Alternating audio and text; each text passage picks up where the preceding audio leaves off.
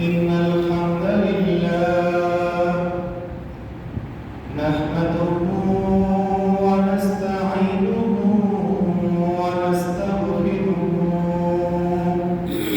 ونؤمن به ونتوكل عليه ونعوذ بالله من شرور أنفسنا ومن سيئات أعمالنا من يهدي الله فلا مضل له ومن يضلله فلا هادي له ونشهد أن لا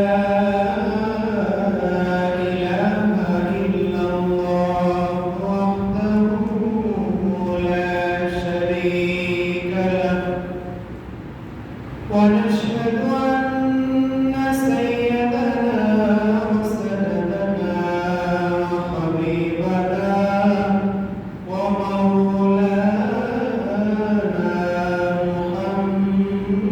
محمدا عبده ورسوله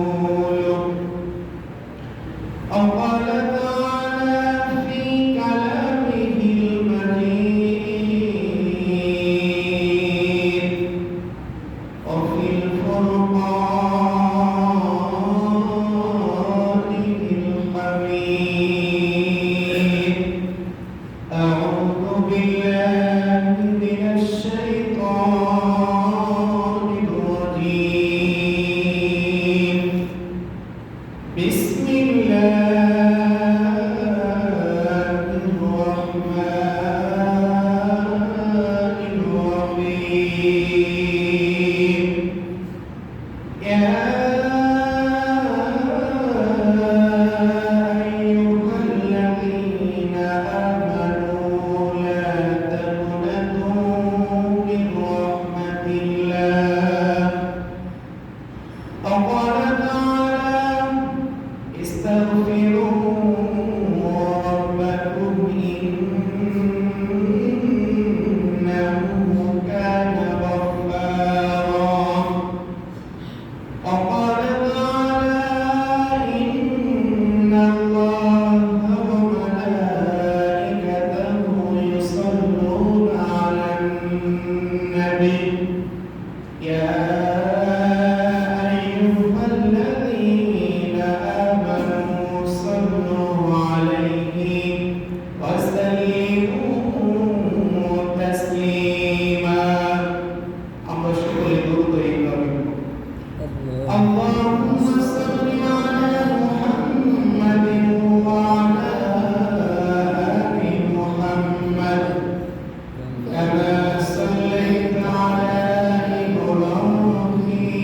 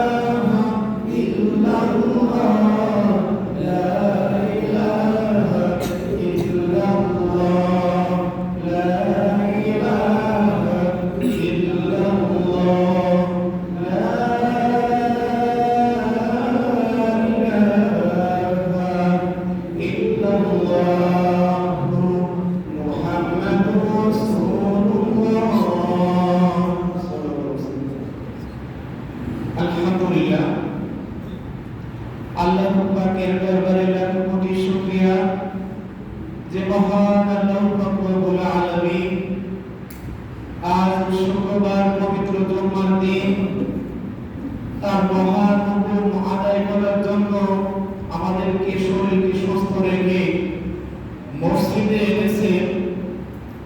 এজন্যই আমরা সকলের অন্তর থেকে শুকরিয়া আদায় করি, সকলে বলি আলহামদুলিল্লাহ।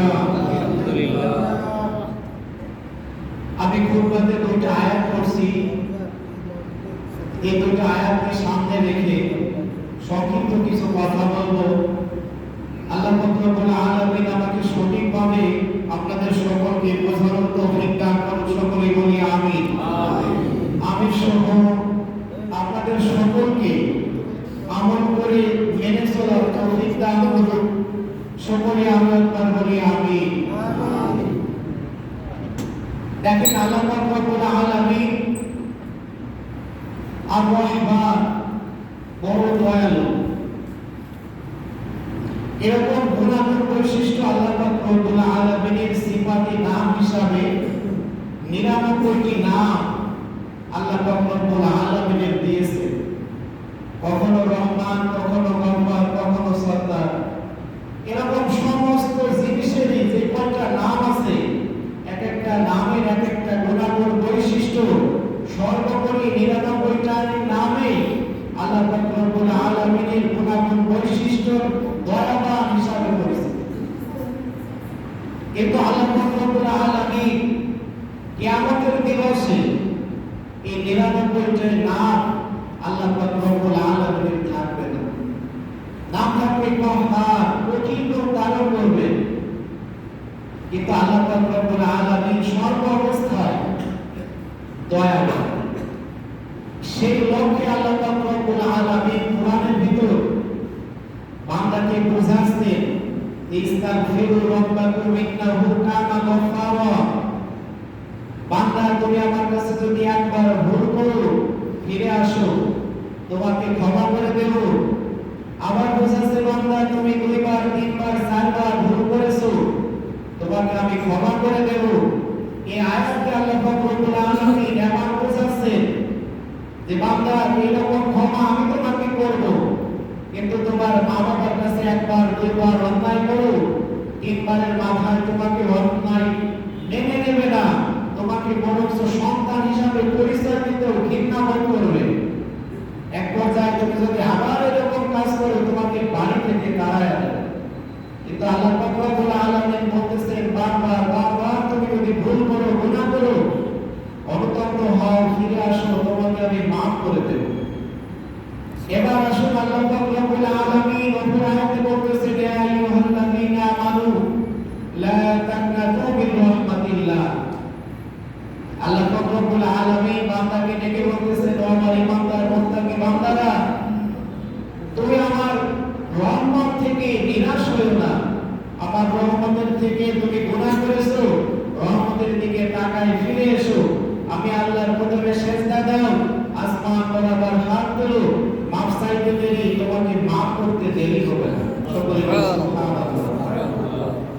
এবার আসুন দেখেন একটা হাদিস বলিয়ে, এক ব্যক্তি মূর্তিকে সামনে নিয়ে পূজা করে 70 বছর যাবত এই মূর্তিকে সামনে নিয়ে প্রতিদিনের ন্যায় সকাল সন্ধ্যা সনাম সনাম বলে এরকম সনাম সনাম নামের জিকির, জিকির আরবি শব্দ থেকে ডাকা, এরকম ডাকতে থাকে সনাম সনাম বলে 70 বছর ডাকতেছে। হঠাৎ একদিন জবানের ভুল বশত সমানের জায়গায় সমান হয়ে গেছে। সমান আল্লাহ রাব্বুল আলামিনের 99টি নামের একটা গুণাগুণ, একটা সমান আল্লাহ রাব্বুল আলামিনের সিফাতি নাম। এই নামটা জবান থেকে ভুল বশত বের হয়ে গেছে, আসমান থেকে জবাব আসতেছে, লাব্বাইকা আব্দা, এ আমার বান্দা, তুমি আমাকে গোলাম কেন, তুমি আমাকে ডাকো কেন? এবার এই ব্যক্তি এই কথা শোনার পরে ভয় এসে গেছে ভিতরে, ভাবতেছে মনে মনে যে আমি এই মূর্তিকে সামনে রেখে 70 বছর সনাম সনাম বলে ডাকি, কোন শব্দ আমার ডাকের সাড়া দেয় না, ভুলবশত জবানে সমান বের হয়ে গেল, আর সে বল্লার মালিক আমার ডাক শুনতেছে, এটা আমি কি কোন খোদার ইবাদত করি? আর আমি যে খোদার ইবাদত ভুলবশত জবানে বের হয়ে গেল, সে আমার ডাকের সাড়া দিচ্ছে। এরকম করে ভাবতেছে। আল্লাহ পাক রব্বুল আলামিন ওই বান্দার জন্য সুসংবাদ জানাচ্ছেন, বান্দা তোমাকে সর্বপ্রথম আমি হেদায়েতের মালা তোমার গলায় পরায়া দিলাম। সকলে বলি সুবহানাল্লাহ। বলতেছেন বান্দা শুধু তাই নয়, 70 বছর যে গুনাহ করেছো তোমাকে আমি মাফ করে দিলাম। শুধু তাই নয়, তোমার যে নেকি 70 বছরের যে গুনাহ ছিল ওই গুনাহগুলোকে আমি নেকিতে পরিবর্তন করে দিলাম। সুবহানাল্লাহ। ফেরেশতারা আল্লাহকে বলতেছে, আল্লাহ এই বান্দা তো তোমাকে অন্তর থেকে ডাক দেয় নাই, সনাম সনাম বলতে বলতে জবান থেকে সনাম বের হয়ে গেছে, তুমি কেন তাকে মাফ করলে? আল্লাহ পাক রব্বুল আলামিন উত্তরে বলতেছেন, এই বান্দার দিক আমি একদিন নয়, 2 দিন নয়, একটা মাস নয়, একটা বছর নয়, টানা 70 বছর আমি তাকায় আছি, দেখি আমার বান্দা কখন আমাকে ডাক দেয়। আমার বান্দা ধর্মশত আমাকে ডাকতেছে, আমি যখন তার ডাকে সাড়া দিছি, বান্দা আমাকে চিনতে পারেছে, বুঝতে পারেছে, এই জন্য আমি বান্দার জন্য এত সুসংবাদ জানাইছি। এই জন্য আল্লাহ পাক রব্বুল আলামিন অনেক দয়াবান। কিন্তু আমরা কি করতেছি এটাই আফসোস। এজন্য যে যাই করি না কেন, যে অবস্থায় থাকি না কেন, আমাদের নিজেদের ভুলগুলো বুঝতে পেরে অনুতপ্ত হয়ে আল্লাহ পাক রব্বুল আলামিনের কাছে আমরা ক্ষমা প্রার্থনা করি। দেখেন হাদিস শরীফের ভিতরে একটা কথা, ইস্তাগফিরু রাব্বাকুম ইন্নাহু কানা গফফারা।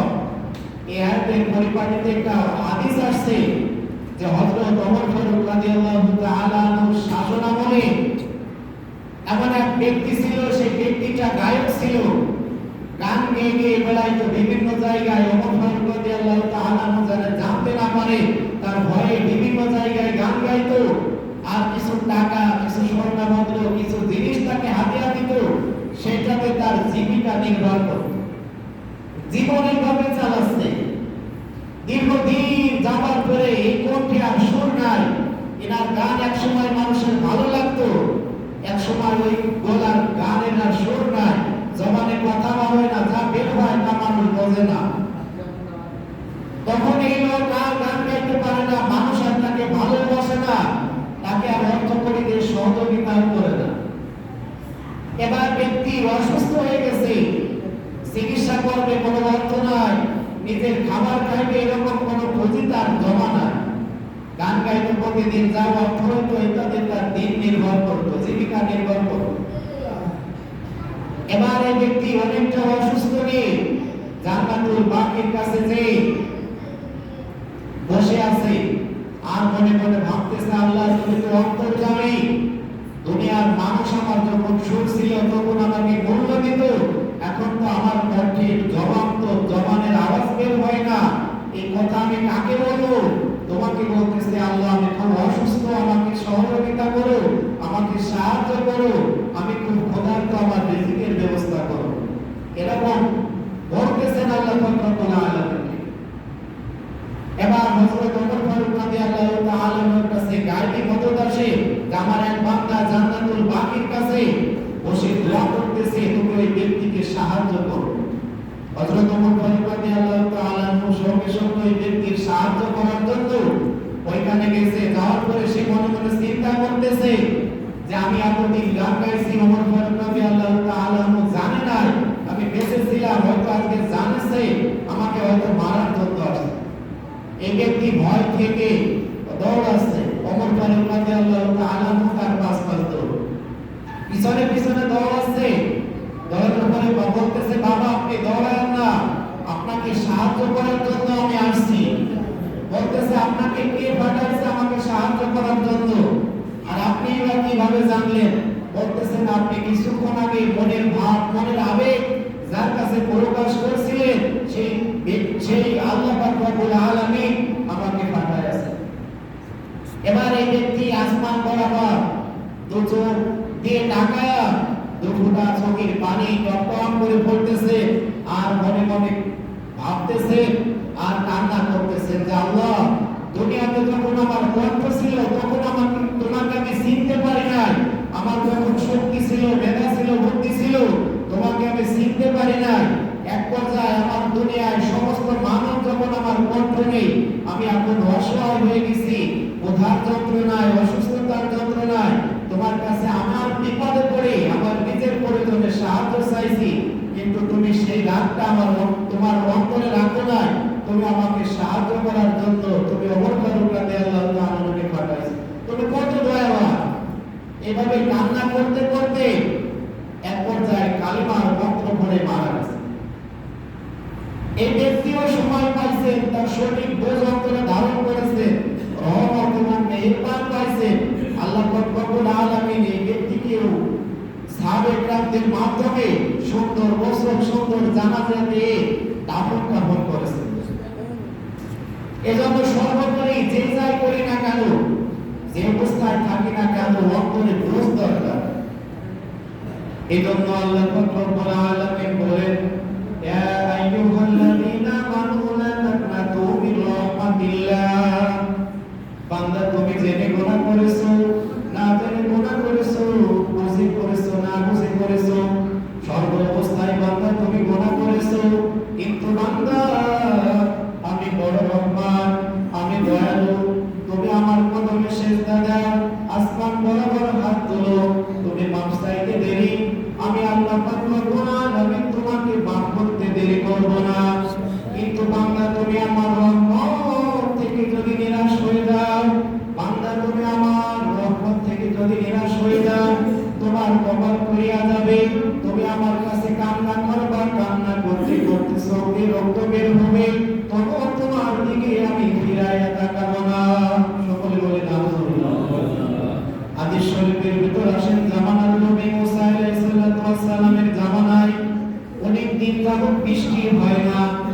জামানার নবী মুসা আলাইহিস সালামকে তার গোত্রের লোকেরা সে বলতেছে, নবী জামানার নবী মুসা, আপনি তো আল্লাহর নবী, আপনি আমাদের জন্য একটু দোয়া করিয়া দেন, আল্লাহ পাক রব্বুল আলামিন যেন বৃষ্টির ব্যবস্থা করিয়া দেন।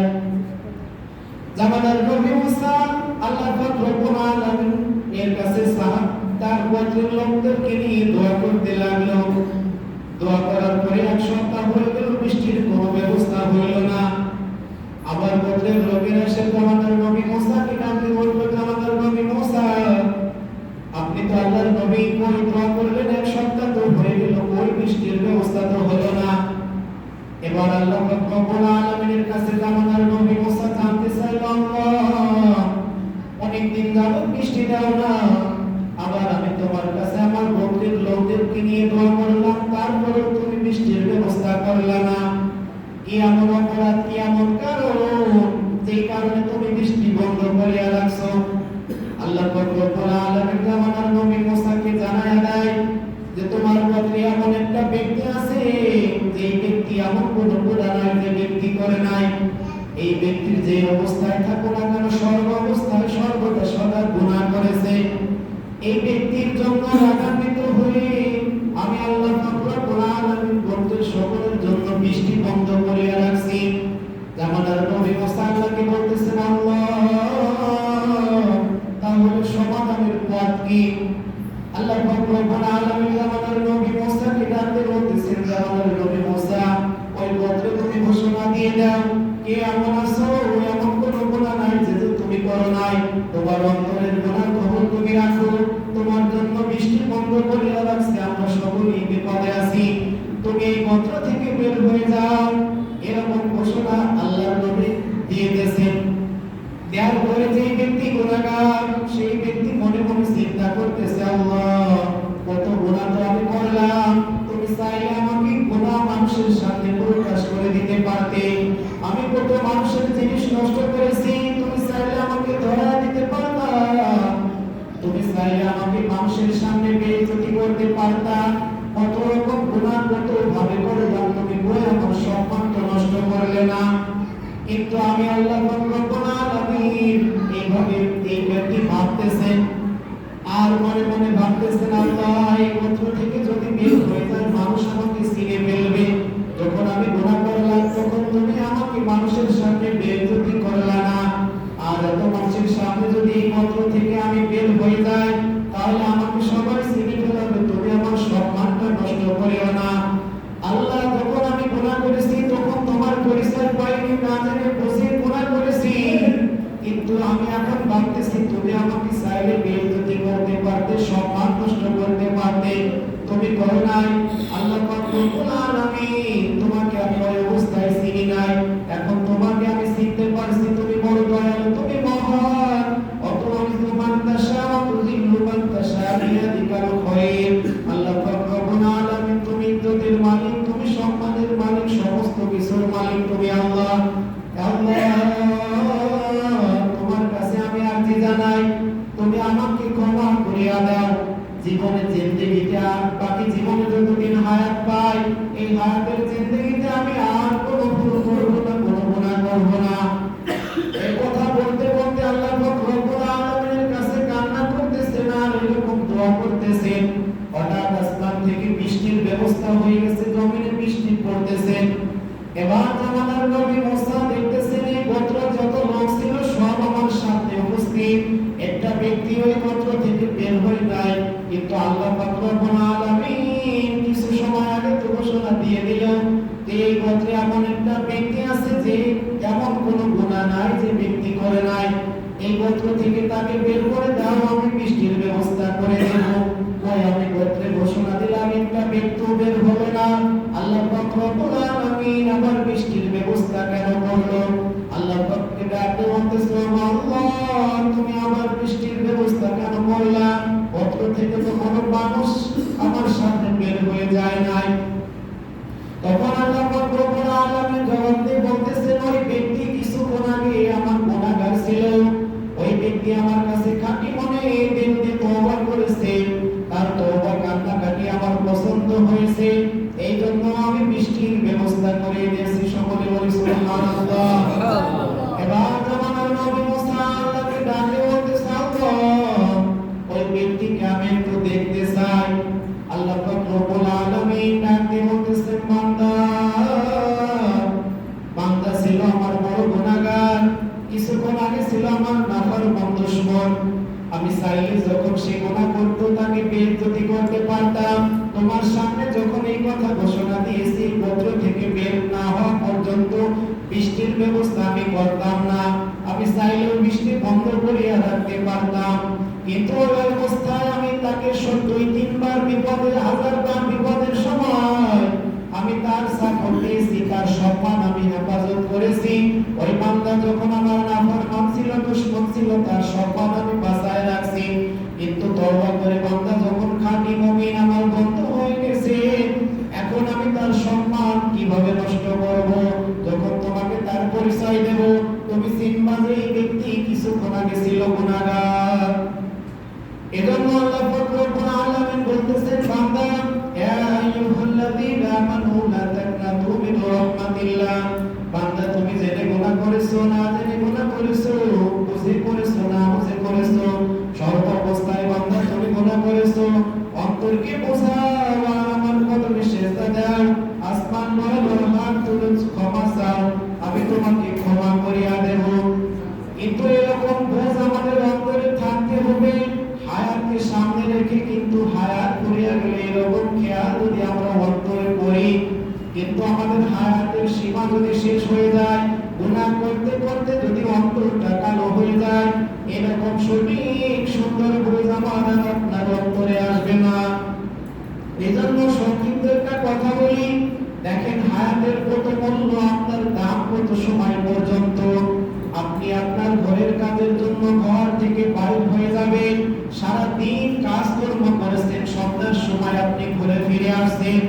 ঘরে ফিরে আসার সময় আপনার স্ত্রী আপনার জন্য সুন্দর পানির ব্যবস্থা করে রাখলো, আপনার গোসল করার জন্য, আপনার জন্য সুন্দর সুন্দর খাবারের ব্যবস্থা করে রাখলো, আপনি সুন্দর পানিতে গোসল করিয়া ফেললেন, এরপরে সুন্দর পরিবেশে সুন্দর খাবার খাইলেন, বিছানায় যখন শুতে গেলেন, আপনার আদরের সন্তানেরা আপনার গা হাত পা টিপে দিল, মাথা টিপে দিল, আপনার সুন্দরভাবে ঘুম হয়ে রাত কেটে ভোর হয়ে গেল।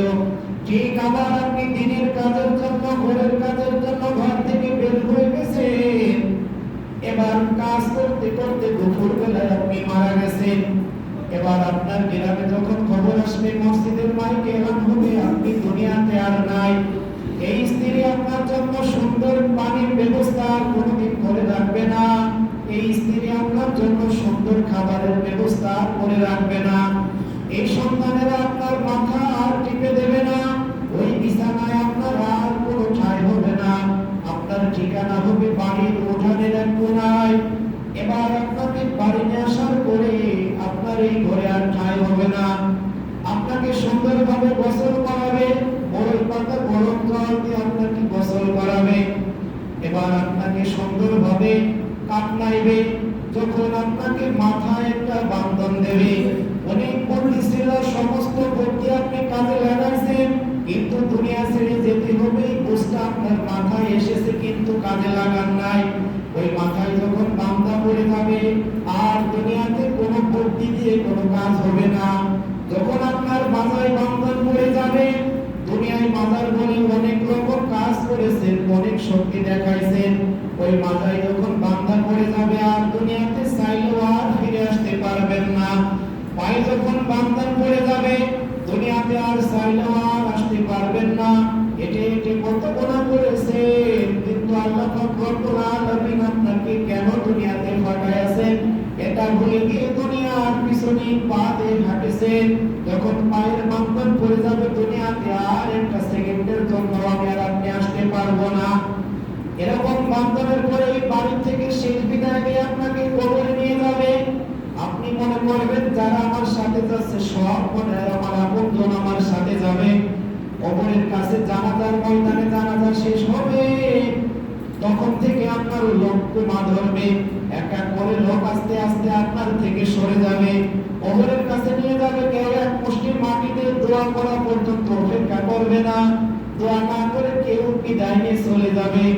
এবার এক এক করে সব আপনার কবর থেকে সরে আসবে। আপনাকে যখন কবরে নামাবে দু একজন আপনাকে ধরে নামাইছে, এরপরে আপনি মনে করতেছেন হয়তো এ আমার সাথে যাবে, একসময় সে কবর থেকে উঠে আসবে, আপনাকে সুন্দরভাবে ডেকে দেবে, মাটি দিয়ে চাপা দিয়ে দেবে। বাস্তবায় অন্ধকার গহীন কবরে আপনার থাকতে হবে। এজন্য বলি বাবা, সকলেই সব বয়ান বোঝে, কিন্তু বোঝার পরে আমরা অন্তর দিয়ে মানি না। এই অন্তরের বয়ানটা ধারণ করতে হবে। আল্লাহ পাক রব্বুল আলামিন বলতেছেন, ইস্তাগফিরু রাব্বাকুম ইন্নাহু কানা গফফারা। যে বান্দা তুমি মা বাবার কাছে একবার দুইবার তিনবার অন্যায় করেছো, তোমার মা বাবা তোমাকে একবার দুইবার ক্ষমা করবে, তৃতীয়বার আর ক্ষমা করবে না, তোমার উপর কঠিন টাকা দিতে হবে। কিন্তু আল্লাহ পাক রব্বুল আলামিন বলতেছেন, বান্দা তুমি যখন ফজরে আমার মসজিদে মুয়াজ্জিন আযান দিয়েছে, হাইয়া আলাস সালাহ নামাজের জন্য আসো, হাইয়া আলাল ফালাহ এর ভিতর তোমার কল্যাণ আছে, তুমি আসো নাই। যোহরে তুমি আসো নাই, আসরে আসো নাই, মাগরিবে আসো নাই, ইশায় আসো নাই। আমি তোমার জন্য রাতে রাগান্বিত হই নাই, তোমার গুনাহ আমি লিখি নাই।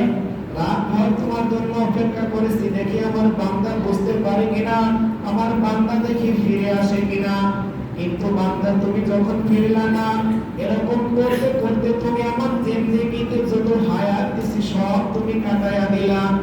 এবার বলতেছে, ইয়া আইয়ুহাল্লাযীনা আমানু লা তাকনাতু মির রাহমাতিল্লাহ। এবার বান্দা তুমি এই অবস্থায় করতে করতে তুমি আমার রহমত থেকে নিরাশ হয়ে গেলা। এই পর্যায়ে তোমাকে আমি আর ক্ষমা করতে পারলাম না। সকলে বলি নাউজুবিল্লাহ। এজন্য দেখেন আল্লাহ পাক রব্বুল আলামিন কত সুন্দরভাবে বন্ধুর মতো বোঝাচ্ছে। এজন্য দেখেন বয়ান আমার থেকে আপনারা ভালো জানেন। এজন্য সকলকেই বলি, যে যা করেছেন, যে অবস্থায় থেকেছেন, গুনাহ করেছেন, অন্তর দিয়ে বুঝ ধারণ করেন আর আল্লাহ পাক রব্বুল আলামিনের কাছে খাঁটি মনে তওবা করে আজকে থেকে নিয়ে এই মসজিদে আমি যে কয়দিন আসছি বয়ান করছি, আমার চেষ্টা যে আপনারা নামাজি হন। যখন আপনি নামাজ পড়বেন তখন আপনার ভালো লাগবে, নামাজ যখন পড়বেন দাঁড়িয়ে রাখতে মন চাইবে, নামাজই পড়েন না।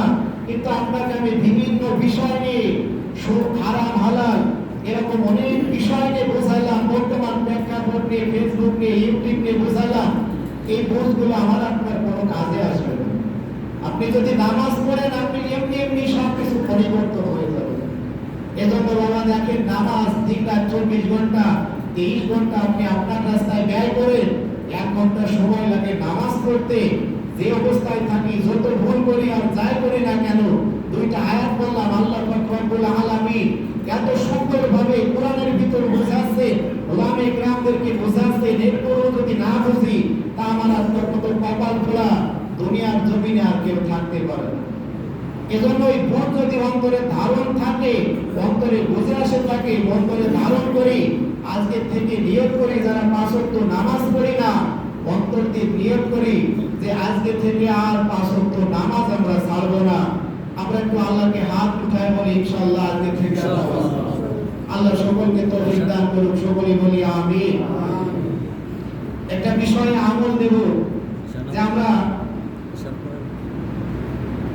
অনেক মানুষ আছি যে নামাজ পড়ি, আবার মাঝে মধ্যে হুজুরের কাছে আসি যে আমাদের চোখে একটু ভু দিয়ে দেন, এ করেন তা করেন।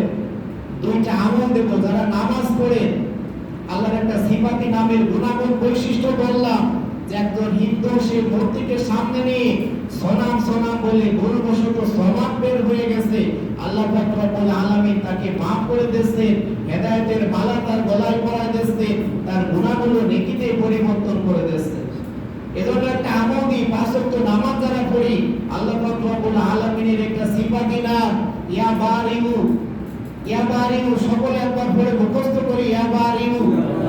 এই নামটা যদি 7 বার 5 ওয়াক্ত ফরজ নামাজের পরে 7 বার পড়ি, কিয়ামতের দিবসে আল্লাহ পাক রব্বুল আলামিন বলতেছেন এই বান্দাকে আমি বিনা হিসাবে জান্নাতে দিয়ে দেব। সুবহানাল্লাহ। এরপরে আল্লাহ পাক রব্বুল আলামিনের আরেকটি সিফাতি নামের বিষয় বলতেছেন, আল্লাহ পাক রব্বুল আলামিন বলতেছেন ইয়া নূরি, এটা আল্লাহর সিফাতি নাম। এই নাম যদি কেউ 19 বার পড়ে, প্রত্যেক ফরজ নামাজের পরে, এই মাইকের আওয়াজ মা বোনেরা শুনতেছেন আপনারা, 19 বার যদি এই আল্লাহর এই সিফাতি নামটা পড়ে, পড়ার পরে চোখে মুখে যদি ফোনে, অনেক বয়স হয়ে গেলে মানুষ চোখে দেখে না, চোখের জ্যোতি কমে যায়। এই আমল যদি আপনি করতে থাকেন, আপনি যদি 150 বছর হায়াত পান, এখন আপনি ঠিক যেই রকম চোখে দেখবেন, যতদিন পর্যন্ত হায়াত পান আপনার চোখের কোনো সমস্যা হবে না, চোখের কোনো জ্যোতি কমবে না। চোখের যত সমস্যা ইয়া নূরি 19 বার করে পড়বেন, আল্লাহ পাক রব্বুল আলামিন আপনার চোখের যত সমস্যা আছে সমাধান করে দেবেন। এই চোখের জ্যোতি এখন যুবক বয়সে যেভাবে আছে, বৃদ্ধ বয়স পর্যন্ত যতদিন হায়াত পান, চোখে আল্লাহ পাক রব্বুল আলামিন কোনো সমস্যা দেবে। এই দুটো আমল আমরা সকলেই করি, আল্লাহ পাক সবাইকে তৌফিক দান করুন, সকলে বলি আমিন। যা কিছু বললাম এবং শুনলাম আমাদের সকলকে আমল করে মেনে চলার তৌফিক দান করুন, সকলে বলি আমিন। ওয়াখির দাওয়ানা আলহামদুলিল্লাহি রাব্বিল আলামিন। যারা সুন্নাত পড়ি জানেন